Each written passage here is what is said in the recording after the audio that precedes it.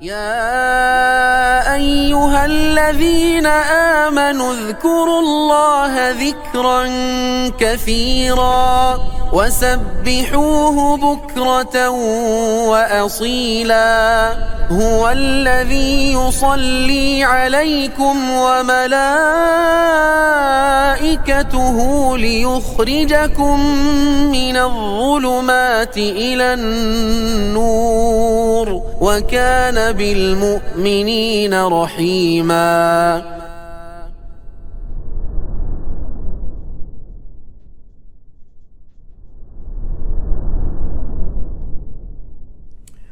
Bismillahirrahmanirrahim.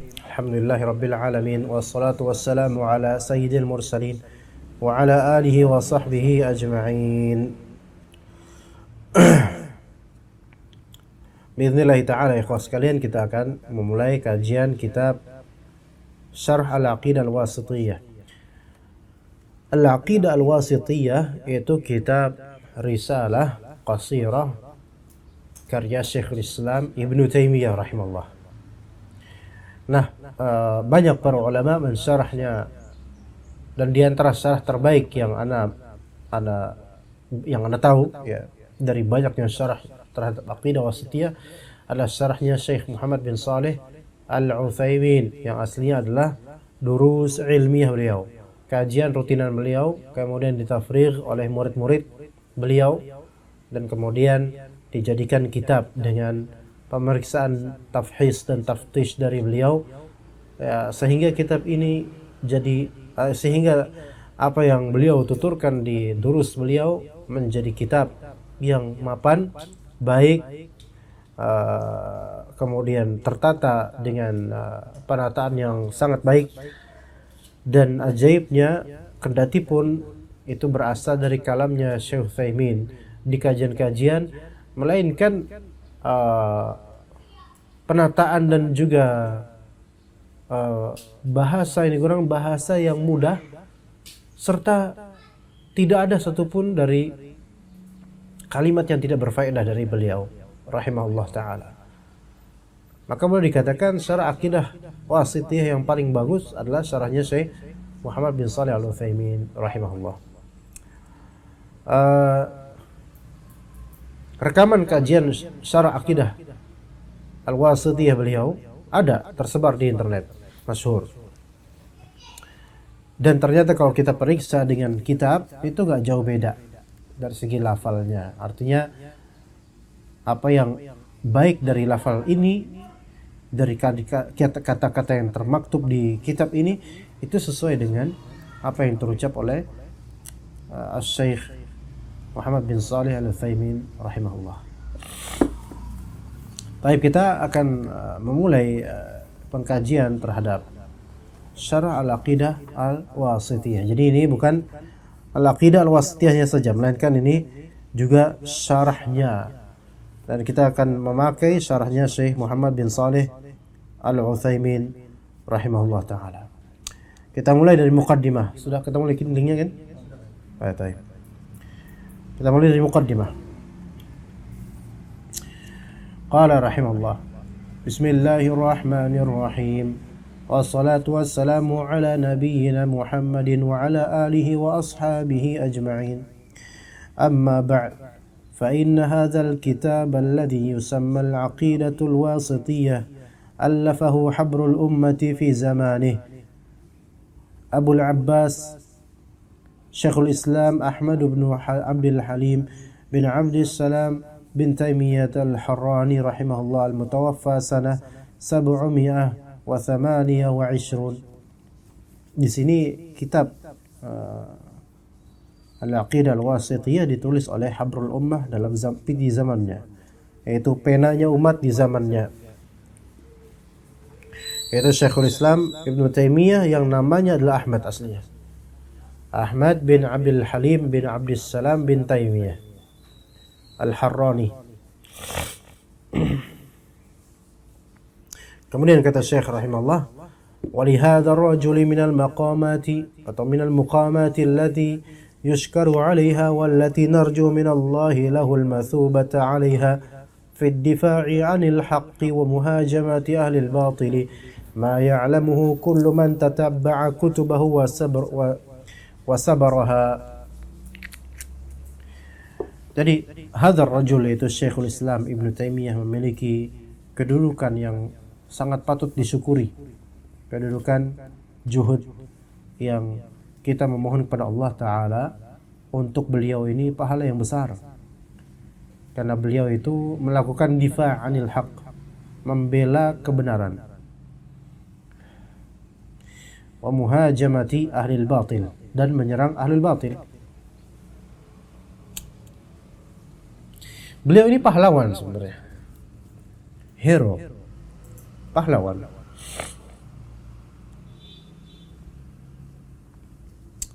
Kita itu sering mendengar, terutama orang barat ya, ketika mendengar lagu lama, lagu nostalgia, atau artis-artis lawas yang memenuhi dunia anak kita, dunia kita waktu masih remaja atau masih kecil. Maka banyak bagi orang barat, fulan ini misalnya Romario, tahu Romario? Gak ngerti Romario tak? Gak ngerti? Kok aneh ngerti malah? Lebih tua apa? Iya.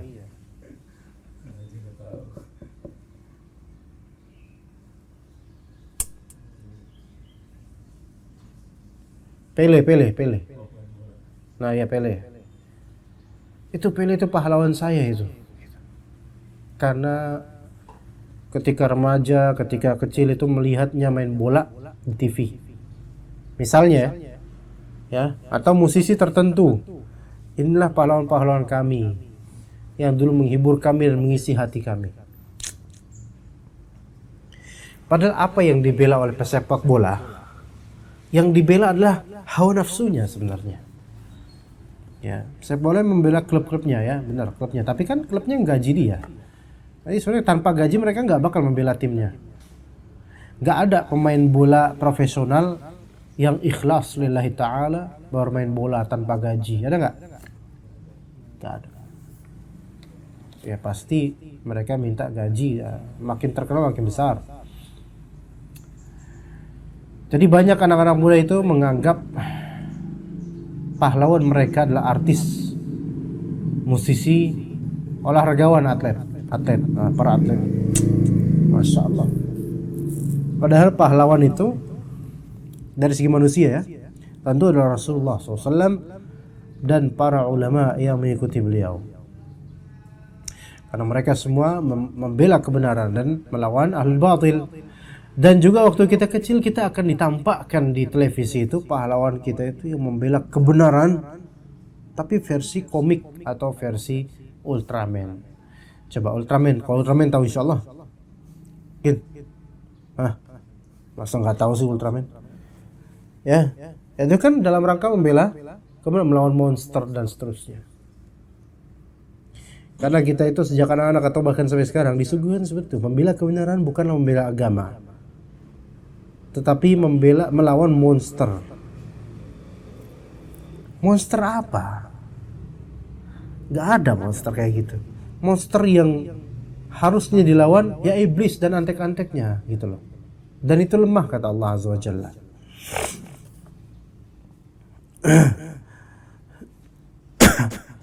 Jadi beliau ini sebenarnya adalah pahlawan Ahlus Sunnah wal Jamaah. Ya, yang mana juhud beliau juhud beliau alladhi ya'lamuhu kullu man tatabba'a kutubahu wa sabaraha. Orang yang mentatabbu', yaitu meneliti, mengikuti kitab-kitab beliau dan membahasnya dengan teliti, itu akan melihat bagaimana juhudnya beliau. Wal haqiqatu annahu min ni'amillah ala hadhihi al-ummah. Hakikatnya beliau ini adalah di antara kenikmatan dari Allah terhadap umat ini. Li'anna Allah kaffa bihi umuran 'azimatan khatiratan 'ala al-aqidah al-islamiyah. Karena Allah Azza wa Jalla dengan melalui Syekhul Islam Ibnu Taimiyah telah menahan banyak sekali perkara yang besar namun berbahaya terhadap akidah Islam.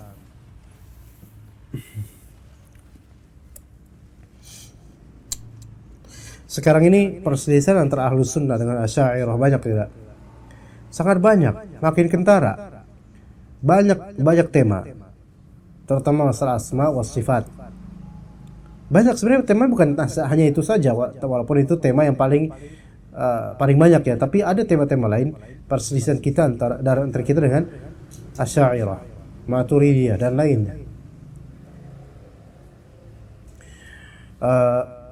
Namun ketahuilah bahwasanya seluruh perselisihan antara Ahlus Sunnah dan Asy'ariyah, semua temanya itu termaktub dalam kitab-kitab Syekhul Islam Ibnu Taimiyah rahimahullah. Hanya saja kita ini yang malas baca. Ya. Qala rahimahullah, wa hadzal kitabu kitabun mukhtasar yusamma al-'aqidatul wasithiyah, alafahu Syekhul Islam li'annahu hadara ilaihi rajulun min qudati wasit. Jadi penyebab Syekhul Islam menulis kitab ringkas Al-Aqidah Al-Wasithiyah itu karena ada seorang pria yang merupakan salah satu petinggi daerah Wasit. Wasit nama daerahnya, ya, salah satu qadhi ya dari qudat, hakim, orang-orang pengadilan sana mungkin, ya, pembesar sana, itu datang kepada Syekhul Islam Ibnu Taimiyah. Syaka ilaihi ma kana an-nasu yu'anunahu min al-madhahib al-munharifati fima yata'allaqu bi asma'illahi wa sifatih. Yang mana sang punggawa ini,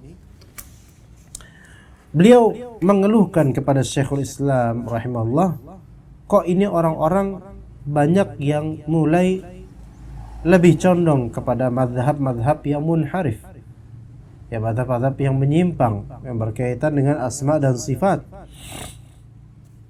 Qala rahimahullah, fakataba hadhihi al-'aqidah allati tu'addu zubdatan li 'aqidati ahli sunnati wal jama'ati. Maka Syekhul Islam menulis akidah ini, akidah wasithiyah, yang bisa dihitung atau dianggap sebagai zubdah, ringkasan untuk akidah ahlus sunnah wal jamaah. Fima yata'allaqu bil umuri allati khada an-nasu fiha bil bid'i wa kathura fiha al-kalam wal qil wal qal. Yang mana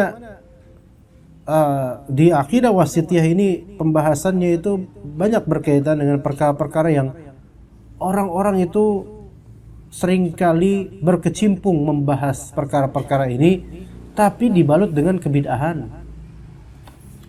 Jadi kalau orang banyak tentang ini, tentang nama Allah ini, tentang ini, tentang itu, ya. Tapi dibalutnya itu dengan kebid'ahan.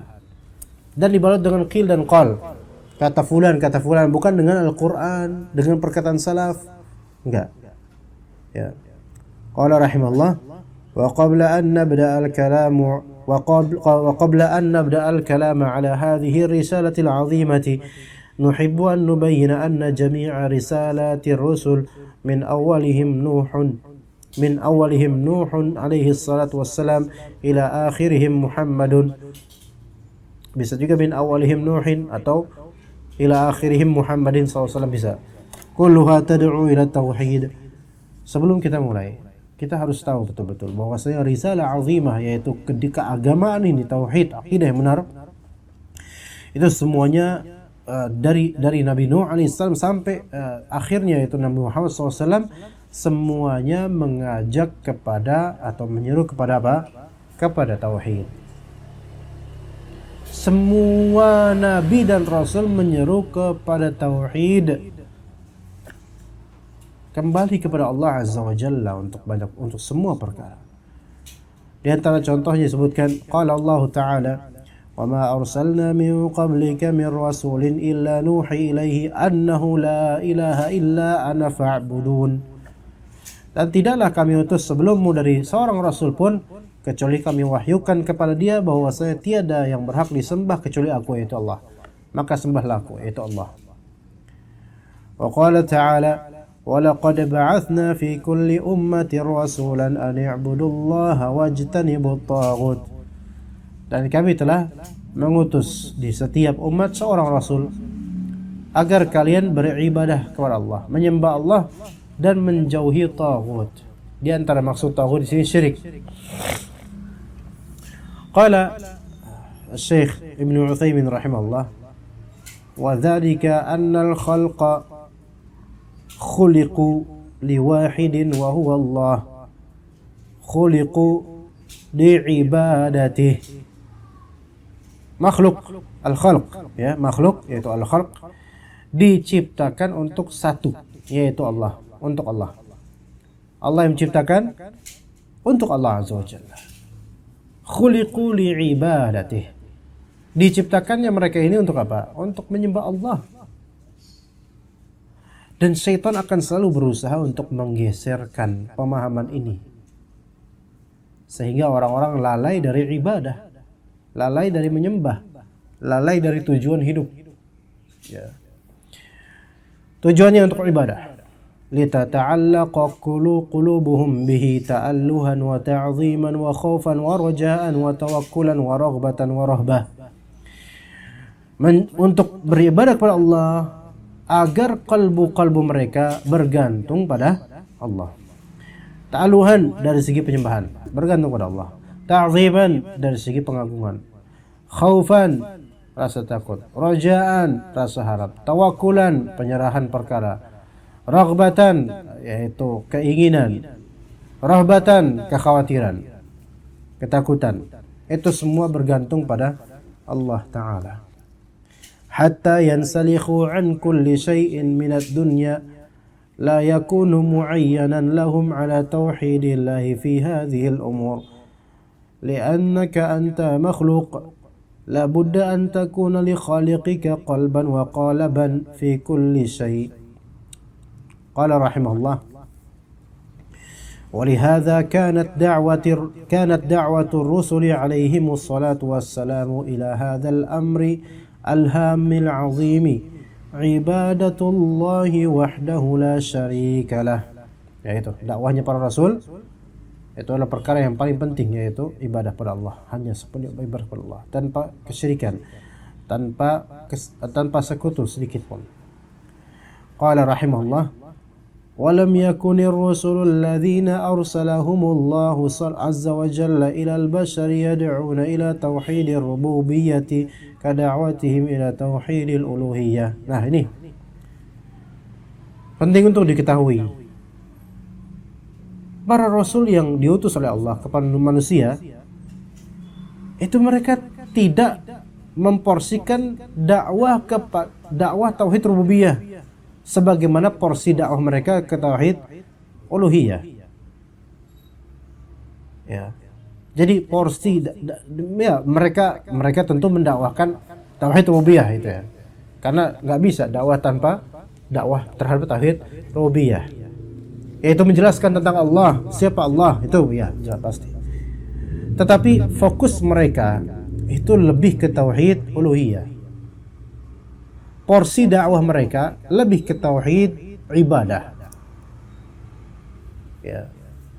Tidak seperti dakwah terhadap tauhid rububiyah. Mereka hanya menjelaskan, namun tidak berlarut. Karena bukan di situ titiknya, bukan di situ poin penyakitnya. Ya. Kenapa begitu? Dikatakan oleh beliau, qala rahimahullah, dzalika anna munkiri tauhidir rububiyyati qaliluna jidda. Hal itu karena para pengingkar tauhid rububiyah itu sedikit sekali. Kalaupun ada, itu mereka hanya apa? Beretorika atau pura-pura bodoh, pura-pura jahil, pura-pura ingkar, padahal di kalbunya meyakini akan rububiyah Tuhan, rububiyah Allah azza wa jalla. Sedikit jika dibandingkan dengan yang melakukan penyembahan kepada selain Allah, maka orang yang tidak mengakui Allah Ta'ala itu jumlahnya jauh lebih sedikit. Qala rahimahullah, wa hatta alladhina yunkirunahu hum fi qararati nufusihim la yastati'una an yunkiruh.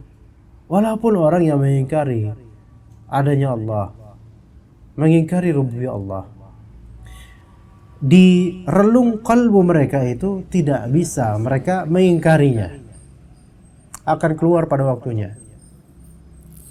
ada seorang muslim naik pesawat berjenggot dan kelihatan menampak keislamannya gitu. Sampingnya orang kafir. Yang ternyata orang kafir ini adalah seorang ateis. Anti religion. Gak mau ke agama dan dia menganggap Tuhan itu gak ada. Maka dia pun mulai mengejek. Anda muslim? Iya. Anda punya Tuhan? Iya. Mana Tuhan Anda? Ditanya gitu. Muslim ini tahu bahwasanya orang ini hanya ini memancing emosi. Kan dia diam aja. Ya dia diam aja. Tapi kemudian pesawat tersebut mungkin karena ada kesalahan teknis sehingga tiba-tiba bergetar keras, dahsyat, terguncang, dan alarm sirine warning seperti itu mulai terdengar. Maka mulai panik para penumpang, panik semua. Maka orang ateis ini kemudian tiba-tiba teriak tak karuan gitu. Oh my god, oh my god, oh my god. Oh my god, oh my god. Ini gimana? Tadi mempertanyakan adanya Tuhan. Sekarang kok malah menyeru-nyeru Tuhan. Oh my god kan artinya ya Allah gitu kan. Ya ilahi ya rabbi gitu kan. Atau rabbana. Itu ibarat antum meyakini bumi itu flat, tidak bulat, tapi antum mengatakan mengelilingi bumi. Ini kalimat yang berlawanan dengan keyakinan antum. Maka antum bilang Tuhan tuh nggak ada, tapi ketika lagi kesulitan keluar fitrahnya. Ini. Wa hatta alladhina yunkirunahu hum fi qararati nufusihim la yastati'una an yunkiruh. Qala rahimahullah, Allahumma illa an yakunu qad sulibul uqul al-mudrikatu adna idrak.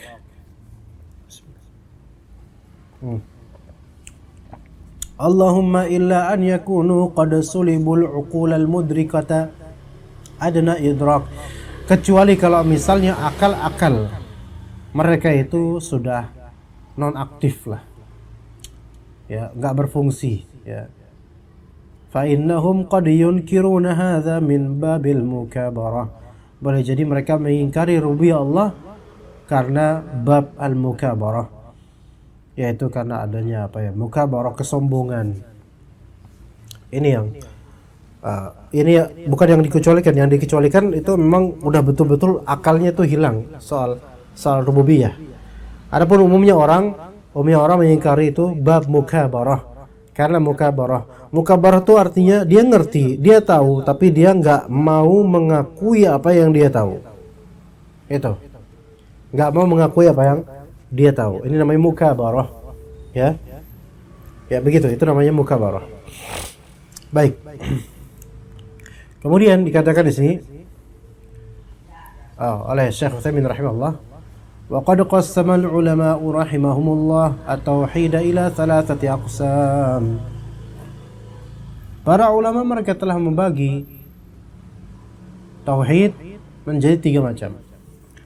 Ahadiha tauhidir rububiyah. Yang pertama tauhid rububiyah, atau bisa juga ahaduha tauhid rububiyah.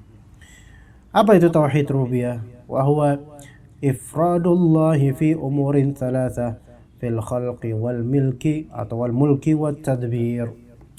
Mengesahkan Allah Ta'ala dalam 3 perkara.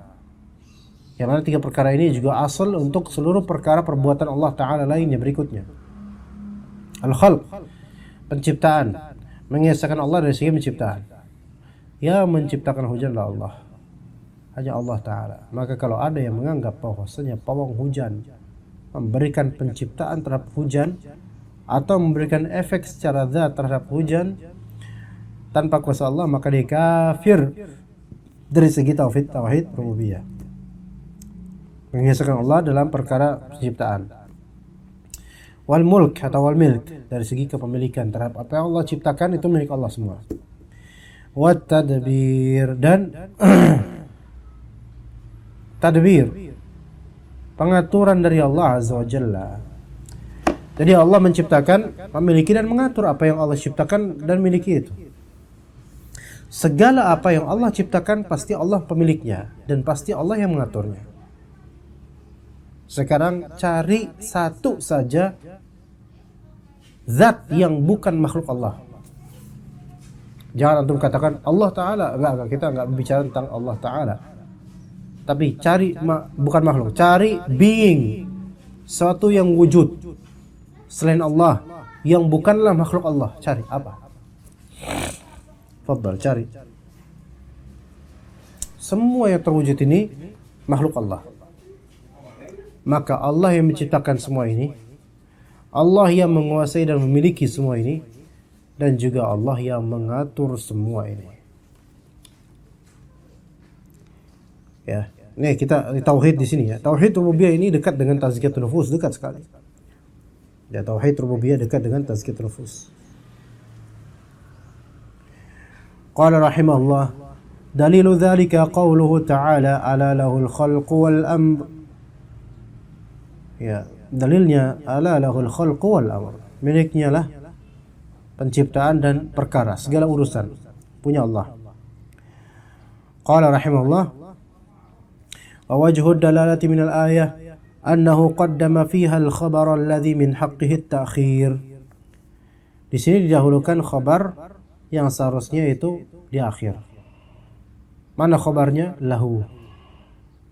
Lahu ya. Harusnya mubtada'nya di awal gitu. Al-khalq wal amr, tapi ini lahu. Ya. Taib, ala lahul khalq wal amr. Kenapa begitu? Wal qa'idah al-balaghiyah, qala rahimahullah, wal qa'idatul balaghiyah anna taqdima ma haqquhu at-ta'khiri yufidul hasr. Mengedepankan hal yang sememangnya harusnya diakhirkan tapi dikedepankan, ini ada faedah, namanya al-hasr. Ini faedah, ini faedah balaghah. Ketika suatu hal, suatu kata atau frasa atau kalimat yang sejatinya itu diakhirkan tapi kemudian kalimat itu malah diawalkan, maka pasti ada maksud. Ya, itu namanya al-hasr. Contohnya apa? Contohnya iyyaka na'budu.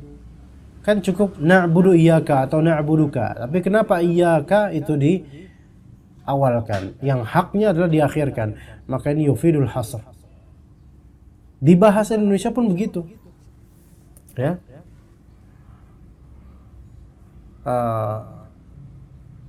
Aku mencintaimu. Ini bohong ya, ini bohong. Ana enggak cinta sama antum. Tapi ada mencintai antum karena Allah ya, bukan cinta dalam artian biologis ya. Nauzubillah min dzalik ya. Jangan yang itu deh, jangan yang itu. Udah enggak apa-apa lah, biar cepat ya. Aku mencintaimu. Antum bilang ke istri antum, aku mencintaimu. Maka istri antum kurang kuat. Kalimatnya kurang muakkad. Kemudian antum katakan, kamulah yang aku cintai. Maknanya sama nggak, ikhwan? Ada beda rasa nggak? Rasanya beda. Kamulah aku yang aku cintai. Ada di sini yufidul hasr namanya. Memberikan faedah hasr. Ya. Hasr itu pengurungan, pembatasan, pengkhususan. Kemudian thumma ta'ammal iftitaha hadhihi al-ayati bi ala ad-dallati ad-dallata 'ala at-tanbih wa at-tawkid. Ala lahul khalq wal amr.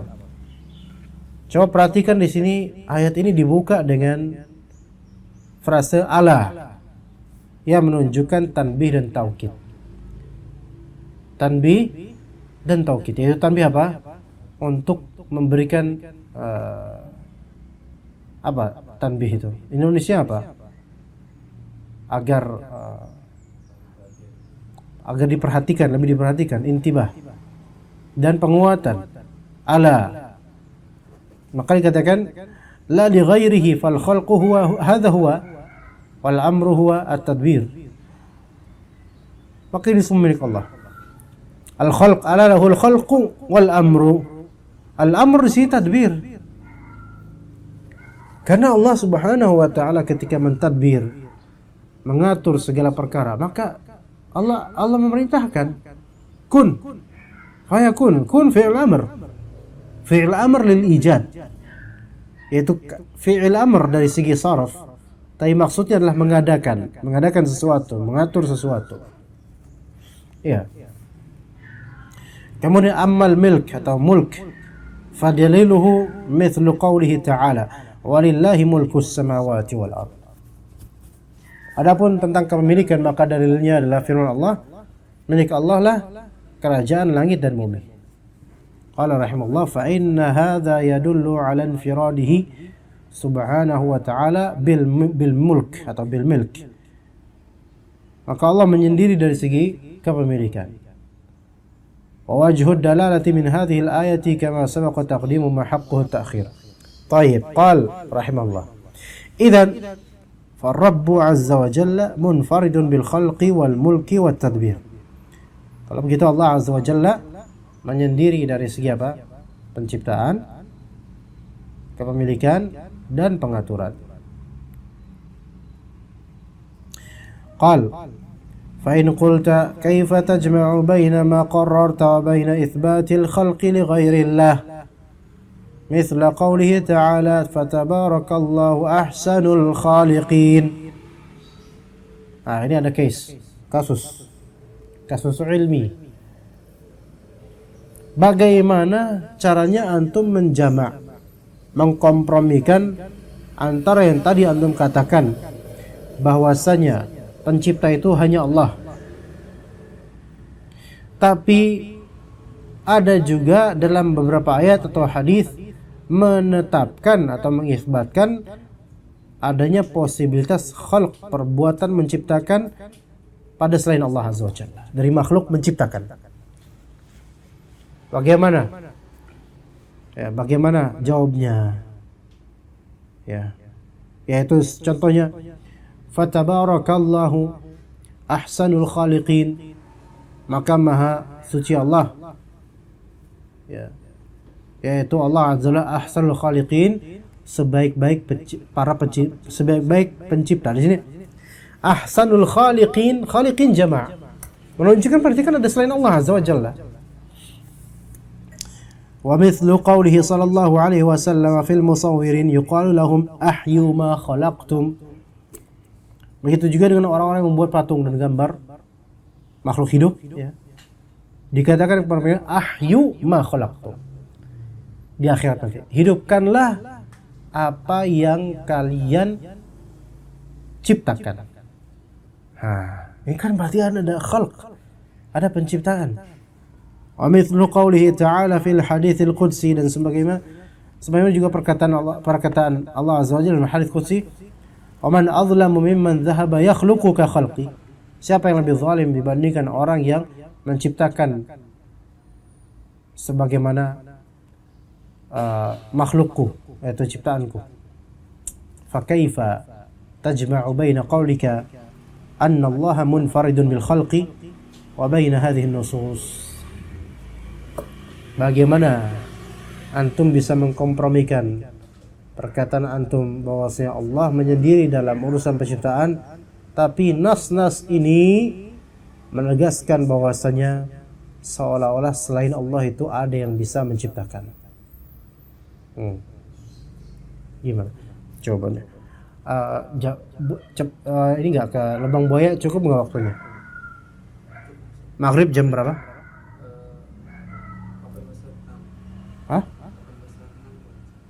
8 apa?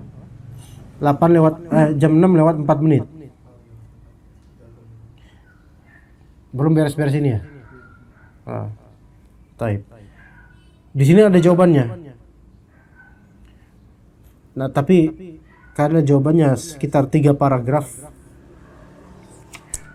insya Allah kita akan jawab besok, insya Allah. Kita akan baca jawabannya besok. Jadi perkaranya apa?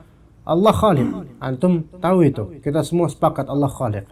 Dan kita sepakat di antara konsep tauhid rububiyah, Allah itu munfarid fil khalq, menyendiri dalam urusan penciptaan. Tetapi dalam kitabullah, dalam sunnah Rasul, dalam hadis qudsi, ada ayat, hadis dan hadis qudsi yang menegaskan adanya pencipta selain Allah dari segi khalq.